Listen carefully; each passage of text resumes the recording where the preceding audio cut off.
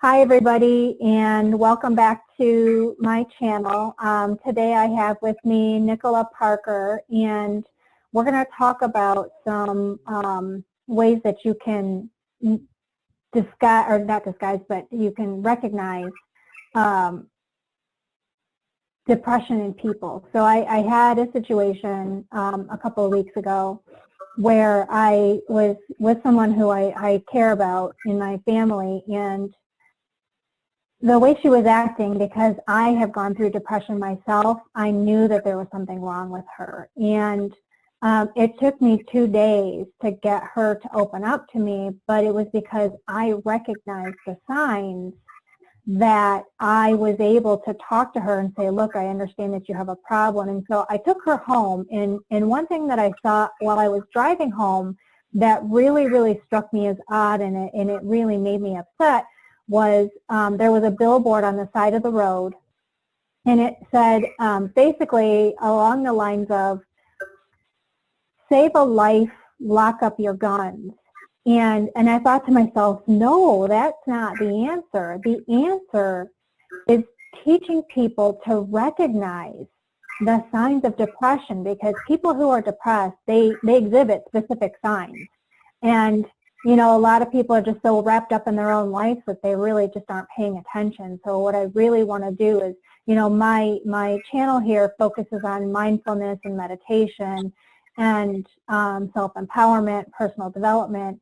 And mindfulness is the key in both self-awareness and awareness of other people. So what I've done is I've invited Nicola here, who, you know, helps people with mental health, to help us to understand and recognize some of the signs that people who are suffering from depression exhibit. So thank you for joining us, Nicola. I really appreciate your time. Thank you for having me. I think it's really great that someone like yourself is able to share and to recognise, because it can be hard as well when you've gone through it yourself. It can be hard then to help others, because you can be quite scared it'll take you back there. So I think it's great that you've been able to help your friend and that you're doing this for your channel as well. I think that's just amazing of you. All right, so what do you recommend that people look for, or what are some signs that people who are suffering from depression exhibit? So I think I'm going to go into like, I tried to keep it to 10, so it'd be a round number, but it's at 11, because as with mental health, nothing's just straightforward. So I'm going to just run through what I find are the 11 most common signs of depression, and also of like people who are suicidal or are planning on suicide, because the two tend to run together. I think when you speak to most people who have gone through depression, they will have 9 times out of 10 had suicidal thoughts. And I think so often you can miss, the two things are missed like in conjunction with each other.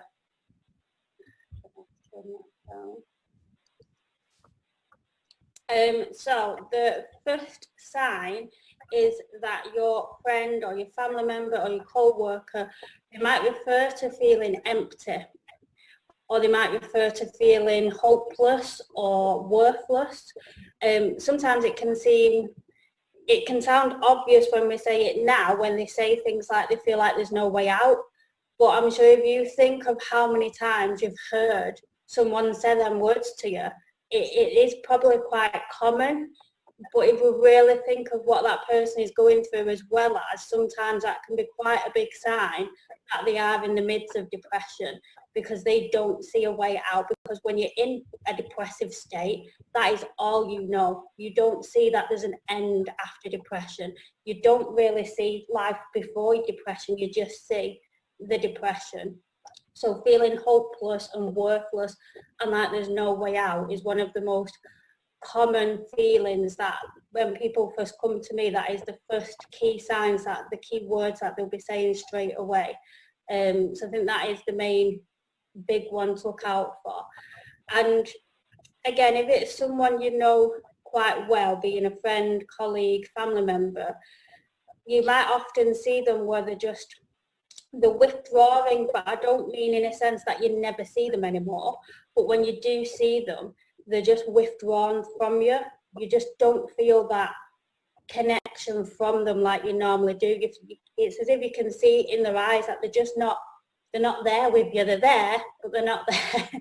I know that one's kind of hard to explain, but they might just seem withdrawn, and they'll become quite withdrawn socially as well. So you may feel that they're making excuses for not being able to attend social gatherings, but if you think about it, it might be the first time they've said these sort of things.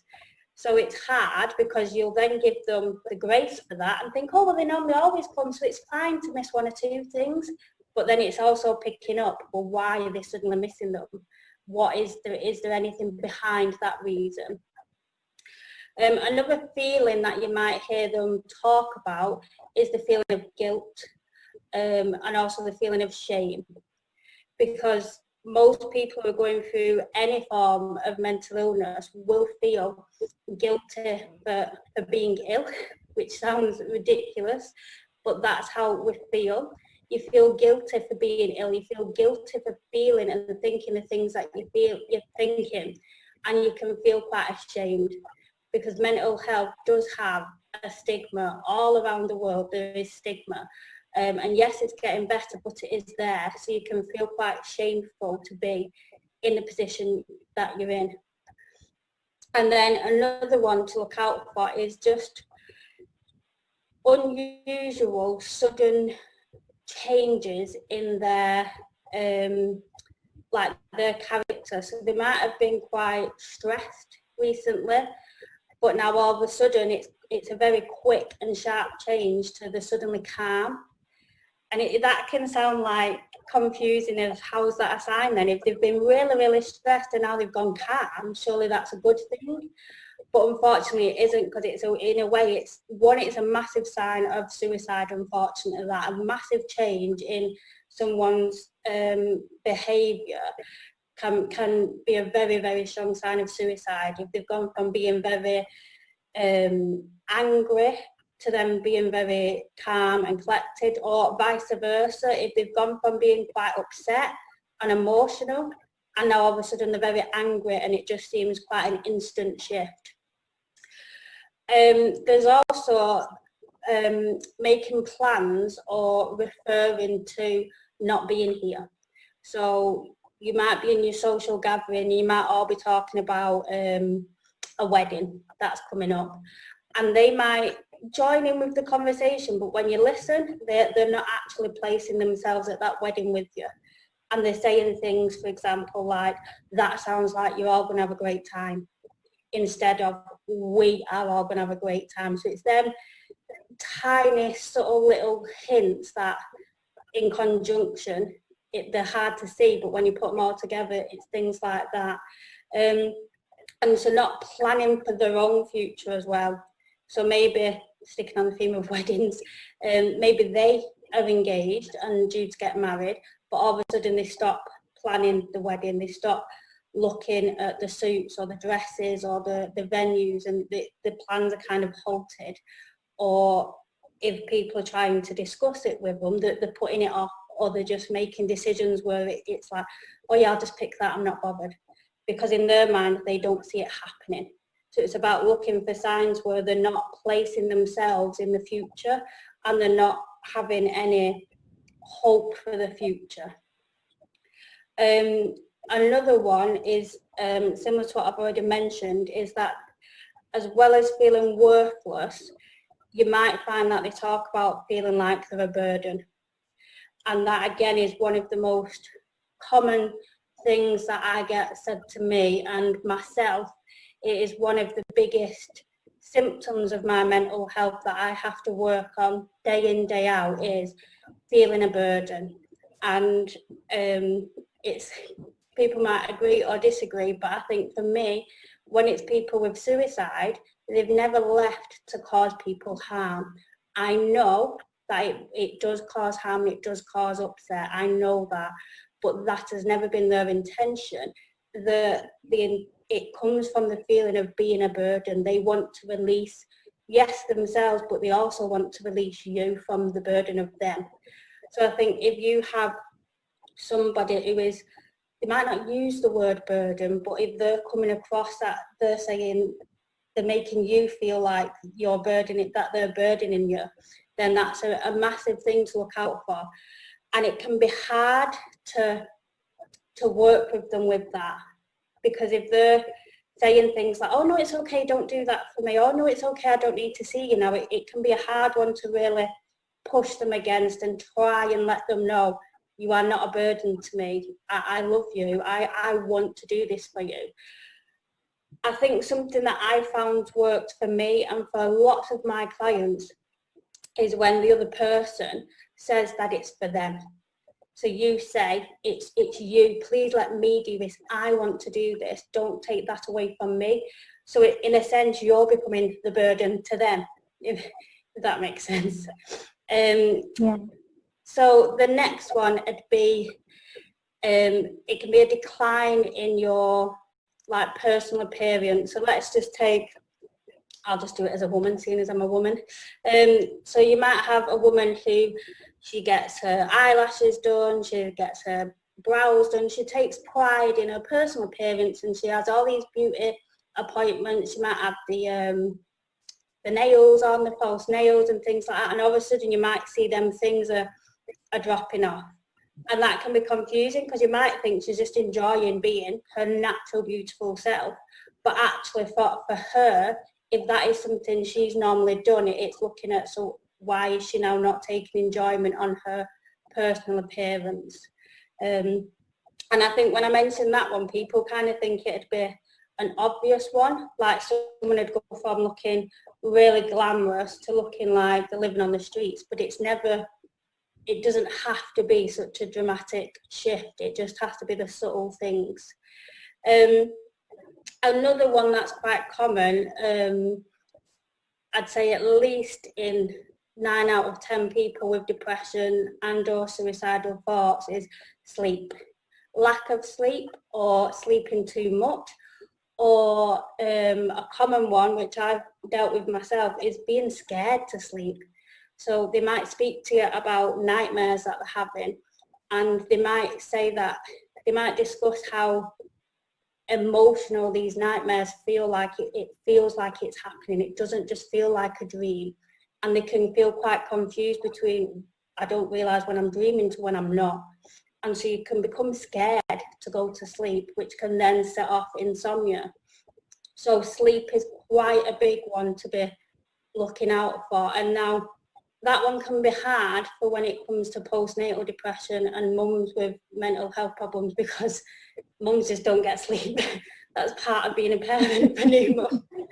So yeah, it can be hard to look out for that one. I'm sure people, my youngest at the minute is nearly 1, so I'm constantly talking about not having sleep. But to me, the difference is when I'm saying, I'm not saying it's because of the baby. So it's things like, they might say, oh, I had an awful night's sleep. And you automatically think, oh, yeah, you've got a 6-month-old baby. But if you hear them say to them, oh, did baby have a rough night? No, baby slept through. That's the change. So that one can be hard to spot in mums, but it's definitely one that is common throughout everybody. Another one to watch out for and to be mindful of, because again, it can seem quite, if anything, it can seem the opposite. It can seem like they've got their stuff together, is if you find that they're getting their affairs in order. So they're getting things sorted. And so that can think, oh, well, they're taking charge and they've been putting that off for years and they're finally doing it. Doesn't have to be as extreme as making the will. It can just be things like I've got certain things like CDs. Oh, they sounded old-fashioned now. I don't know what people would call music things for young people. So they might have a favourite CD collection or a favourite teddy bear, and they're suddenly gifting it to you. And so that can just feel like something quite a nice, warm connection. But then again, it's thinking, why are they giving me this now? And putting that in conjunction with everything else. Or they might suddenly make big payments towards the house or the car and finish off paying off the things, because they're trying to lessen the burden for you of dealing with their estate once they're no longer here, because they don't want you to have that problem. So that's a big one to watch out for, more in terms of suicidal, not necessarily depression, but more in terms of suicidal thoughts. And again, to end it on one that's more to do with suicide, the last one would be any unexpected visits or phone calls that seem quite out of the blue, and it's not the usual time that they'd ring you, it's not the usual day, and within them phone calls they won't necessarily say that they're saying goodbye, but if you're having a conversation with somebody and you're thinking, this is an unusual time for you to pop round or for you to call me, and you see, I'm getting the feeling like you're quite, you're leaving me, your goodbye doesn't seem like it's goodbye to the next time I see you. So I think that'd be the final one that I'd say is, in conjunction with everything, can be quite a warning sign, and it can still be a sign of depression because they're looking and they're reaching out for somebody to talk to. Yeah, and that was, so the interesting thing that I think with what happened with my family member is I don't really talk to her that much because she's got issues and there's a lot of things going on with her that I don't typically like to be involved in. And I was just getting like, I don't know, feelings that I needed to contact her. And so I reached out to her and was like, look, you need to come over and spend the weekend with me. And she agreed. And so as soon as when I picked her up, everything seemed fine. She doesn't have reliable transportation and I live an hour away. So in order for her to come over, I have to pick her up and bring her over. And when I picked her up, everything seemed fine, but, the conversation was good. She was acting normal. But as the day progressed, I was noticing things that just seemed odd for her. Even though I hadn't really spent a lot of time with her in a long period of time, it was just odd that she was exhibiting these behaviors. And then she was just sleeping constantly, and I was like, okay. So she was sleeping a lot, and a lot of other things that I just recognized as being, clear signs of depression. But the thing that really gets me is, after recognizing these signs with her, I knew that she was suffering from depression, and immediately my mind goes to, oh my God, all of these people that she's spending all this time with are probably calling her lazy, telling her she needs to get her butt in gear, get her life together. And I'm like, that is like the worst thing that you can do for somebody, because they think that people are they're just being lazy. They're not really accomplishing anything. And that just sends these people spiraling into an even deeper negative, spiral of despair. It's just really, really crazy. So I had talks with everybody and I was like, look, you guys, she needs love, she needs kindness, she needs compassion, she needs understanding. She's going through some stuff right now, and I understand that you guys are frustrated that she's not doing anything, but she's literally struggling to just survive. She's struggling with the will to live. She told me that she was contemplating suicide, and it terrifies me that there are so many people out there struggling like this, and other people are just beating them up, saying, you stop being a loser, get a life, do something with yourself. Why can't you, get out of bed? Why can't you get a job? Why can't you take a shower? And it's like, okay, well, yeah, it's terrible because I've been there. I've struggled myself, so I understand just how difficult it is. And some people who've never been there don't really understand how difficult it can be just to, they're struggling to pull their head above water, and everybody else is just pushing them down and pushing them down and pushing them down. And, it's terrible. It's absolutely terrible. I think, like you say, most often it is people who haven't experienced any form of mental health problems, and you can have something like, you can have depression but only ever so slightly. So to you think, oh yeah, just put your chin up, just come on, get your butt in gear, get on with it. And I think we are, as a whole world, we recognise things that we can physically see. But if we can't physically see it, it terrifies us. We don't understand it, we don't get it, we can't measure it, we can't scale it, so we don't like it. And I think the thing I always try and educate people with is, if somebody was in a physical coma, if they'd had a traffic accident, I'm not sure what you guys in the States call it, like a car accident, and they was in a coma for that, you would not go into their hospital bedside and say, oh, come on, get yourself going, just get up out of bed, come on, take them tubes out, get moving. You just wouldn't do that. So I try to say to people, especially when I talk to the younger generation, if I go into the colleges and things, the schools, it's to say that it's like a mental coma. In their head, just to get out of bed is like asking them to get off the hospital bed and do laps of running around the hospital. It is a big ask, and you cannot imagine going into somebody who's in a coma and struggling with physical trauma. You'd never even think of asking them to do tasks that they are just physically incapable of. Yet, like you've said, when someone's got a mental illness, people just pile the stuff on, and that is just that spiral. But hopefully people like yourself sharing the signs and the things to look out for like this will help people to see, right, hang on, you referred a lot then to the feeling. And I think, like obviously with yourself and doing a lot with mindfulness, it's about trusting your feeling. It's about knowing that you're a good person. Everyone is born a good person, and them feelings stay with you. You know when something just isn't right, and it's a massive part of helping other people is just trusting your gut and listening. And if you think, I know they sound okay, I know they're acting okay, but I just don't feel like they are.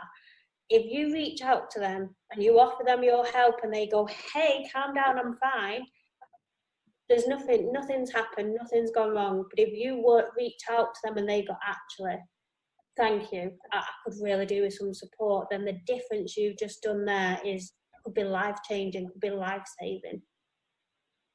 Yeah, it's and for people who are dealing with these negative thoughts too, we have such a stigma around mental health and mental illnesses, and people who have these feelings, they need to understand that it's okay to ask for help, and that it's okay to reach out to somebody, and it's okay to let people know what you're thinking and what you're feeling. And it's because they isolate themselves, and because they feel so lonely and separated. And it's been particularly hard for a lot of people I know during these quarantines, because not only are these people having issues, they were already struggling before, but now their lifelines have been completely severed. And, I haven't even read any statistics of suicide during this, and I'm terrified to even look and see what's happened. But I've got to imagine that they've probably increased significantly with everything that's going on. So, if you are watching this and you do have, feelings of despair or, feelings of hopelessness, please reach out for help. There is, in the United States, the Substance Abuse and Mental Health Services 24/7 helpline, completely free. The phone number is 1-800-662-HELP. That's 1-800-662-4357.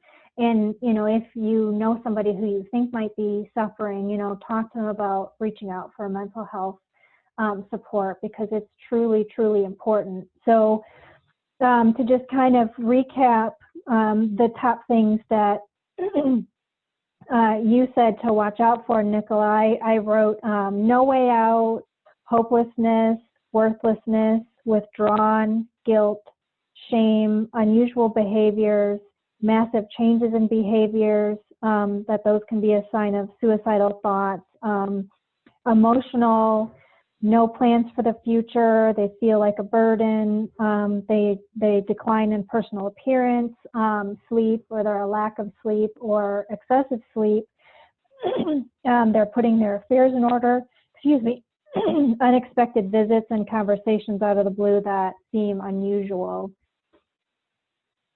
Yeah.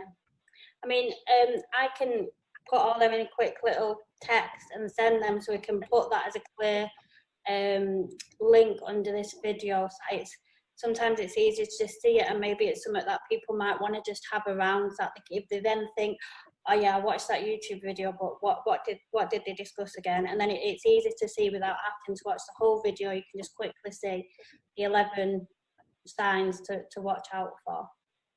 Yeah, it's really important, and to just be mindful. I understand that everybody's busy. I mean, we've all got things that are going on, but if we pay attention, and if we're here now and we're with the people that are around us, because a lot of times these people are with us and they're exhibiting these signs, and they're doing these small cries and calls for help, but we're so busy, like, focusing on the television, or, like on our phones, we're just like completely oblivious of what's going on. So you really need to just kind of be present and be with the people that are around you, so that you can understand what they're truly trying to convey, and, listen to your feelings. If you feel like somebody isn't acting right, then reach out to them. Don't be afraid. Don't be like, oh my God, I can't talk to these people and say that, I think you might be depressed, because that'll make them mad. Anybody that truly cares about you, if you look at them and you say, look, man, I think, you might be depressed, they'll either say, you know what, it's really good that, I appreciate that you're really paying attention to me.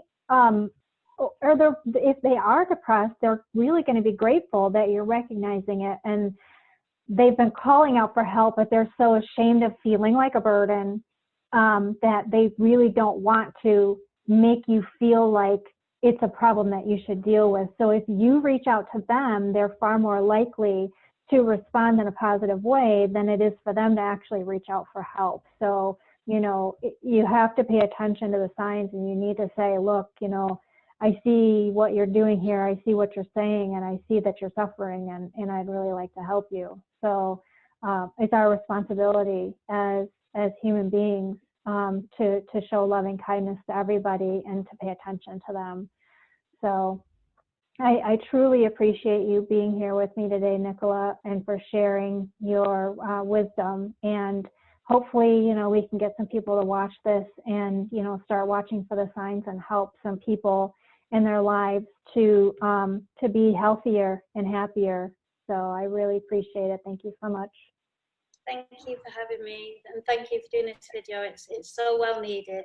And anyone who is watching this video, do share it, because you've no idea who within your social media or whatever platform you share it on, you've no idea who might watch this video and who might then see them signs in themselves, or might send that on and they might spot them signs in a loved one then. So it is, the more that we can get this message across and the wider reach we can get, then the better. And I think it's so kind of you to be doing this and to be thinking of people. So I just think you're amazing. So thank you. Thank you. And so I will put links in the video description for the phone number for the mental health services, and then links to Nicola's website, because she does help people professionally with mental health issues. So if you feel like you need help, you can feel free to reach out to her. And then I will also list some of these items that we've discussed today. So thank you so much for joining us, and we look forward to seeing you again.